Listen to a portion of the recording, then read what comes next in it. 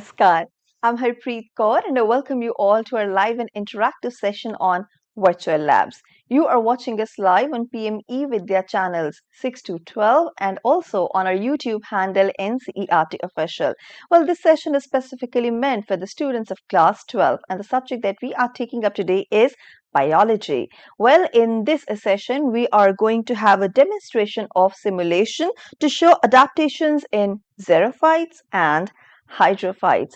Well, quite technical terms for me because being a commerce student, I really need to understand what xerophytes and hydrophytes mean. And then I'm sure that through virtual labs, I'll be able to understand these simulations. I'm sure there are many of you out there who are wondering what virtual labs are and how we can actually brush up our skills in different subjects as per our interests and choices through virtual labs. So let me give you a brief introduction about virtual labs. They are an online application tool, or you can say it's an online platform where you can perform simulations across various disciplines. And when I say disciplines, it includes not just sciences and maths, but also languages and social sciences. Now, virtual labs, they help you perform simulations at your own time, pace, space, and convenience. All you need is a stable internet connection and an IoT device. There's a lot of content available on our virtual lab. It's not just about performing the simulations, but also understanding the theoretical concept and taking self-assessment test. Yes, you can learn where you stand and what kind of difficulty level you are now competent to attempt. So, virtual labs definitely help us not just in performing simulations and taking the assessment, they also give us references and they come really handy when it comes to performing simulations from students' perspective and making students learn the concepts through teachers' perspective. There's a lot more dimension to it, but let me first of all tell you, if you have any doubts regarding today's topic, please feel free to get in touch with us because through your questions, we will also learn more about virtual labs. Our phone number is 8800444059. Our email ID is diksha.training@ciet.nic.in. And on our official YouTube handle, NCERT Official, you can send us your questions, suggestions, and your feedback. Now, who's there with me today to help me guide through this? Yes, we are joined by Dr. Upasana Sharma. She is Academic Consultant from CIET NCERT, New Delhi. So please join me in welcoming her. Ma'am, namaskar and a very warm welcome to you. So, with ma'am, I'm going to take this conversation forward. Ma'am, I have already introduced the topic. We are going to talk about adaptations in xerophytes and hydrophytes. Yes. Now, before you perform this simulation, for a person like me who has nothing to do with sciences after class 10, I want to understand these two terms first. Okay. First of all, depending upon the environmental condition, a plant undergo varied amount of changes, both in terms of physiological change and the morphological change. Depend upon that, plants are categorized into two broad categories, that is the xerophytes and the hydrophytes. Okay. As the name suggests, zero means absence, and the hydrophyte, the something which is in water. So these are basically of two types, that is the xerophytes and the hydrophytes. Xerophyte plants are those plants which are found in the environment where there is a scarcity of water. Okay. And hydrophytes plants are basically found where there is excess amount of water. So in broadly, you can say it's all about the amount of water present and the environmental condition which makes a plant to go through varied amount of changes. Thus, these are of two types, the xerophytes and the hydrophytes. Right, ma'am. Thank you for sharing the brief about it. Now that I understand the concept, but I want to know it further. So can I also learn the theory through virtual lab about it? Yes, definitely. First of all, to access the virtual lab, you can access the virtual lab from our Diksha portal. Okay. To access the Diksha portal, go on any web browser and just simply type. Okay, and you mean to say that on Diksha, I can access it for free? Is it open to everybody out there? Yes, this platform is free for everyone. You can even download the resources from there. That is also free, and anyone can access this platform irrespective of their class and irrespective whether that person is teacher or a student or administrator or manager. Anyone can access this platform. Or even a homemaker. Yes, definitely. All right. And do I need to sign up for this? Yes, definitely. First of all, go on any web browser and just simply type diksha.gov.in. When you will click on this, you will land on this kind of a page. This is basically a portal, but that is a digital portal where all the resources are present. As you can see, this is the home page of Diksha. Okay. When you scroll down a bit, you can see the focus areas of Diksha are given. And in the focus area, go and click on the virtual lab. All right. When you will click on the virtual lab, you will redirect to this kind of a page. That is the home page of virtual lab. In starting, you can see about virtual lab is given complete write up here. Yes. Okay. A brief write up about the NEP and visions regarding the virtual lab, what virtual lab is all about, and what are the various type of classes and the e-resources mentioned over here. When you scroll down a bit, you can see the e-content is given. This e-content is from the class 6 to 12. So if from any student from class 6 to 12 can access the various kind of resources which are mentioned over here. And the good thing is generally we see that when it comes to the lab, the real setup, experiments are generally from the classes 9 to 10 and 11, 12. In classes 7, 8, generally in the classroom teacher do various forms of activities, and in a 40-minute of time period, it is very difficult for a teacher to perform the activity as well as to go through with the theory part. Right. So a teacher can assess the activities and the experiments present over here for the classes 7, 8. Okay. And also from the class 9 to 12. So when you... So we have different classes over here, and do we also have the liberty of choosing our preferred language? Yes, yes, definitely. And these are all based upon the NCERT curriculum. Okay. So when you click on the explore button, you can see the medium is mentioned. Click on the medium, whatever the medium you want to select, Hindi or English. For today's session, I'm clicking on the English medium. Okay. Now, as you can see, the subjects are given over for here. class 12. Yeah. Yeah. So simply just click on the subject. When you click on the subject, you can see the table of content is given. Before that, I want to mention one thing, that to access the Diksha platform, a user need to register with their mobile number or their email ID. It's simply a one-time registration process which requires a learner to register with their email ID and with the password. After registering, you can access the platform anytime and from anywhere. Right. So basically, this is the, as you can see, the table of content portion of the Diksha. In this, you can see the various kind of experiments are mentioned. Okay. And I have to go for the adaptations in xerophytes and hydrophytes. So our today's topic is about the study of adaptation in the xerophytes and the hydrophytes. Okay. When you click on this, you can see the various kind of resources are given over here. I can see theory, procedure. Yes, yes, the theory part is there, the procedure is there, the animation is there, the resources, then the our simulation and the assessment resource is also mentioned over here. Okay. So a learner can go through these resources, and also a learner can download these resources. As you can see from the left side, the 3 buttons are given over here. A learner can share, can download, and even can print the particular resource which a learner want to access. So let's discuss our today's topic, that is about the xerophytes and the hydrophytes. Before starting the topic, let's understand what actually is the adaptation and how actually adaptation happen in this particular plants. As we need, adaptation is something, the changes which talks about the changes which go through in the plant as well as in animals.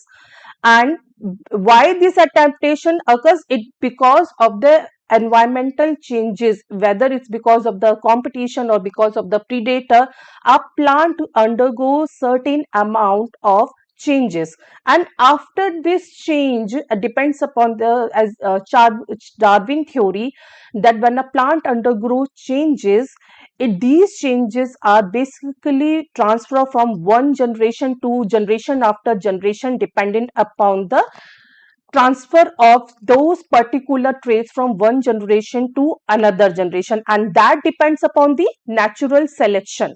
Basically, it's because of some good traits, or you can talk about some certain traits which transfer from one generation to specific another generation. Thus plants survive and then they reproduce. Right.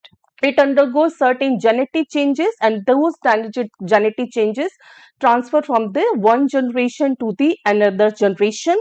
And why it happens? It happens because of the environmental pressure, because of the availability of certain feature or unavailability of certain feature, as the presence of predators or competitor, etc. A plant undergo various amount of changes, and thus these changes are in the form of the structure of the plant, in the function, and as well as in the morphological part, that is on the behavioral part of the plant as well. So here we are talking about that basically these classification is of two type, that is the xerophytes and the hydrophytes, but one in between category is also there, that is the mesophytes plants. So broadly when we talk about, they are of three types: the xerophytes, the hydrophytes, and the mesophytes, that depend upon the amount of water present. So this is all about the process of adaptation. All right. Now, as I just said, the first category is the xerophyte plant. These plants are found in the environmental condition where there is arid or the dry environmental condition is there. So these plants undergo certain changes. What changes happens in this plant, we will understand through the process of our simulation. And dependent upon these, the xerophytes are of three types. Number one is ephemeral. These are annual. They are basically from week 6 to 8 week they generally live. And why these plants are called as ephemeral annuals? Because these are found in the semi-arid region. These are false xerophyte types of plant. Examples are grasses. Now the second one are the succulent plant.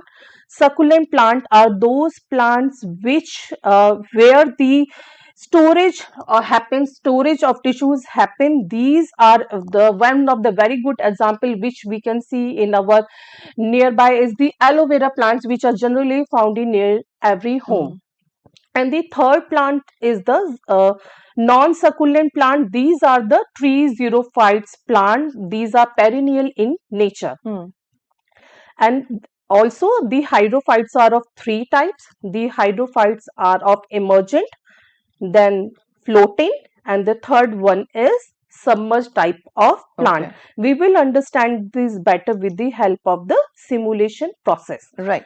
Before simulation, I would like to mention that the procedure is also mentioned over here. The procedure is how to perform the simulation. To perform this particular experiment, how a learner can understand this particular experiment in the real world setting as well as in the simulated environment. And also the animation is also there. Before perform the experiment, a learner can also watch these animated videos.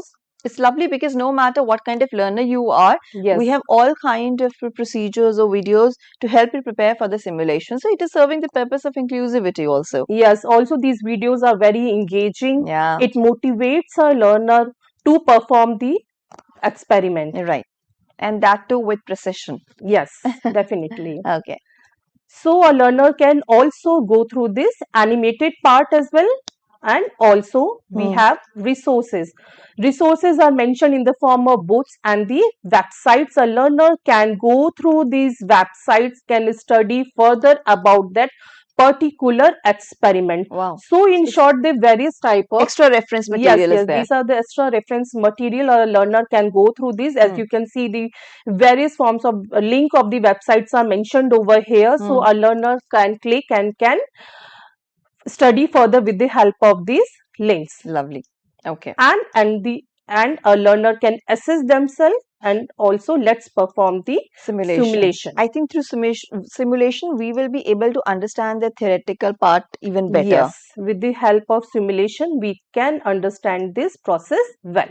So basically, this is the simulated part of the simulated environment of that particular experiment. So today, as we are going to perform the experiment on the what actually are the xerophytes and the hydrophytes. As you can see on the top of the right side, 3 buttons are given. Number 1 is reset, the other one is help, and the last there is the minimize button. So a learner can reset that particular experiment. If a learner gets stuck anywhere, can take the help and also can minimize and maximize the screen depending upon the need of the learner. And on the left side, the instructions part is mentioned over here. The instruction how a learner need to perform that particular experiment. A learner can take help from the help button and also can read out the instructions. So in the instruction as it is given, click on the xerophytes. So what actually are the xerophytes? Xerophyte plants are basically the plants which are found in the dry habitat. These are found in the arid regions, the area where there is the scarcity of water. Now as you can see on the screen, the various examples of the xerophytic plants are mentioned over here. That is the cactus is there, aloe vera is there, nerium, and the cycas, that is the pine needle, is also mentioned over here. Now click on any plant. I didn't know that even aloe vera is a xerophyte. Yes, aloe vera is a xerophytic. It is a succulent plant. Yeah. So when you click on the particular plant, you can see the various characteristics about the xerophytic plants are mentioned over here. That is, the xerophyte plants survive in an environment where there is the availability of water or moisture is very less. Thus, these plants requires to stand or to undergo certain changes which help that particular plant to maintain the water or to maintain the moisture over here. It can develop some spatial structure and physiological characteristic to adapt that extreme conditions. So as you can see, the structure of all these plants are different from our normal plants. As you can see, the spine are given, the stem is somewhat different from our normal plant. When you click on the next button, you can see the special characteristics are mentioned, or characteristics are given one by one what actually these spines are. Can we also zoom the features, the photographs also, in order to have a better view? So when you click on this spine, you can see these spines are basically help to protect the plant, to protect the plant from various type of animals which are present around the plant. It also helps in reducing the lost water through the, as we all know that water is lost from the plant through the process of evaporation. So it helps in reducing the process of evaporation. It also helps in collecting the dew, fog, and other things which are present. When you click on the stem, you can see there are certain modification in the stem part as well. As you can see, there are no leaf is present in this plant. So these plants basically either shed their leaf or the leaf are very small in size. So the process of photosynthesis take place with the help of the stem as well. So stems, as you can see, is green in color, and it helps in the process of photosynthesis. Stems are thick in nature and it helps in the storage of water. Very commonly found in deserts. Yes. And when you click on the shape, you can see the shape is somewhat elongated because it helps in reducing the surface area. When we talk about the roots basically help to collect the water from the surface. These roots are somewhat larger in size and they are helpful in collecting the water from the surface. Deep from the ground? Yes. So in comparison to the hydrophytes, the roots in the xerophytes are longer and very much developed. And very little transpiration takes place in these plants, as you mentioned. Okay. Now let's talk about the succulent. As we know, the leaves are succulent in nature. Their gel type of structure is present in the leaf. These gel type of structure is basically help in the storage of water, and thus this help the plant in the various other physiological changes. Of course, now the stem, who doesn't appreciate aloe vera for skincare? Now the stem is present above the crown. The lower part of the stem is thick. Now when you click on the roots, as I just talked about, are generally present. They are longer in nature and are present near to the surface so that they can absorb the maximum amount of water. Now quickly click on the hydrophytes. As you can see, similarly with like xerophytes, the various form of hydrophytic plants are mentioned, like hydrilla, pistia, vallisneria, etc. Now click on the plant.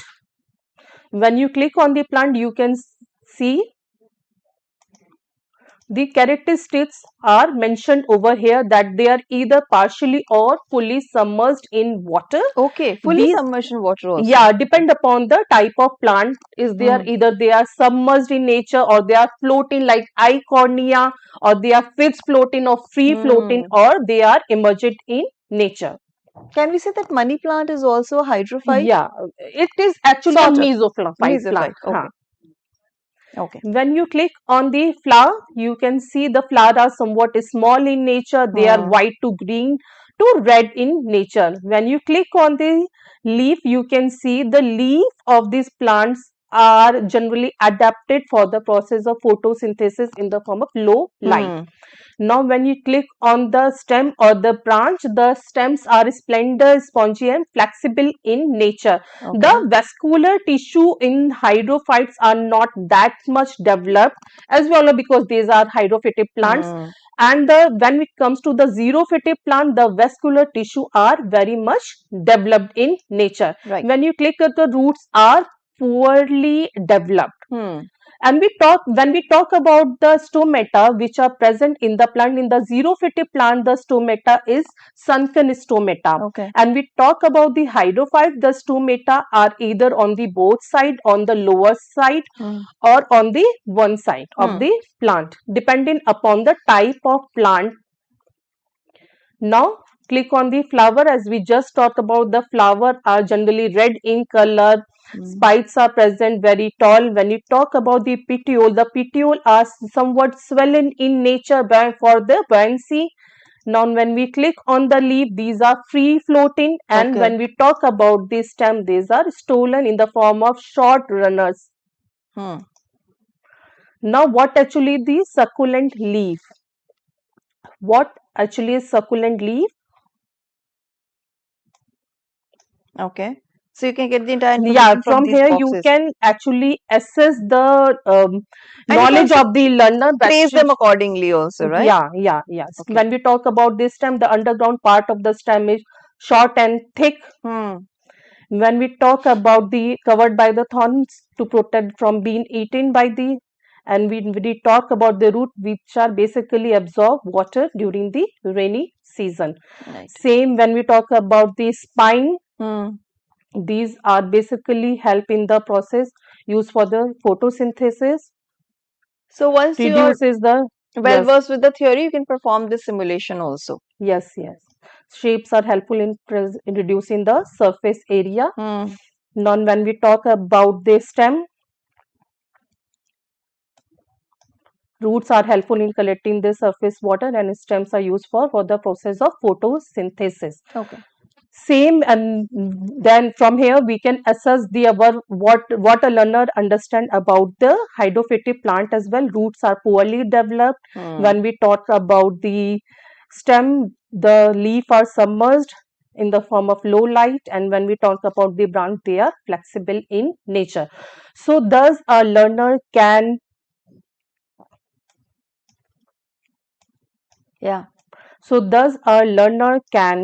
assess his or her learning. That's right. Stems are maybe in the form make mistakes, you can always go back to the theory portion, right? Yes. Okay, then the petioles, let's talk about the stem, and then the stolon. So a learner can simply take the help and can reset this experiment any time. Lovely. So this is all about the experiment part of the xerophytic and the hydrophytic plant. Okay. Once the experiment or simulation is over, you can always go back to the assessment part or Yes. evaluation part. Yes, a learner can simply go through the assessment part.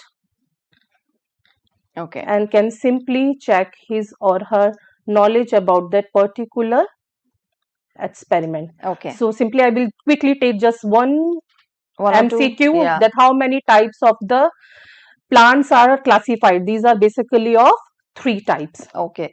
So Xerophytes, mesophytes, and the hydrophytes. hydrophytes. A learner can simply click Yeah. and test his or her knowledge. Which plants has poorly developed root? I think hydrilla. Yes, yes.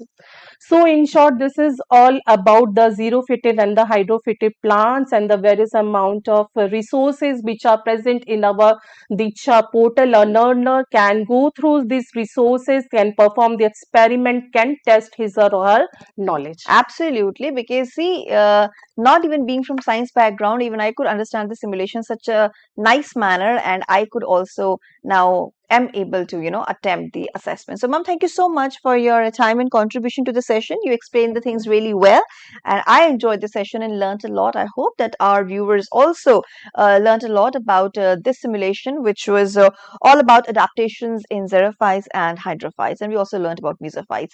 Anyway, so I am now actually closing this session of virtual labs here, but as I always say that it's just the day's end, but not total end. It's a new journey altogether. Tomorrow we'll be taking up another session, and that will be for physics. So students of class 11, I'm sure they'll be interested in the topic because it's going to be demonstration of simulation on parallelogram law of vectors. So I'm looking forward to join you tomorrow on the same channel, same platform with yet another exciting simulation on physics. With this, I'm wrapping up the session here. But before I leave the studio, it's time to tell you about textbooks. Well, textbooks for grade 4 and 7 are now available on Amazon, Flipkart, and NCERT website. Please go and purchase your copies from there and simultaneously take a quick look at the schedule, what's all coming ahead in the day. So here is the schedule. And as you can see, we are through with the session on virtual labs. In a short while from now, you can watch our session Ullas. At 12 p.m., we will bring you our session on teaching learning interventions for inclusive classrooms. And let me tell you, it's going to be very important session for Hindi. The topic will be Bharatvarsh की उन्नति कैसे हो सकती है. We all want to know that. And at 2 p.m. is the time for our another program. This will be for the world around us, Journey of Forever, followed by a session of Urdu at 2:30. 3 p.m. is the time for a session of English. We'll be talking about health and wellness, yoga, a way of life. And 3:30 is the time for our session on Samajik Vigyan, Bharti Sabhyata Ka Aarambh Bhag 1. 4 to 5 p.m. is the time for our online training program where we are talking about digital wellness this week. Today is going to be day 3 of the training session. And at 5 p.m., we will end the day with a session Sahyog. The topic will be the brain's best friend, unlocking cognitive and emotional benefits through reading. Well, certainly reading is everybody's best time pass, and it should be. With this as a wrap, this is me, Harpreet Kaur, taking leave of you, and we'll join you soon. You stay tuned. Namaskar.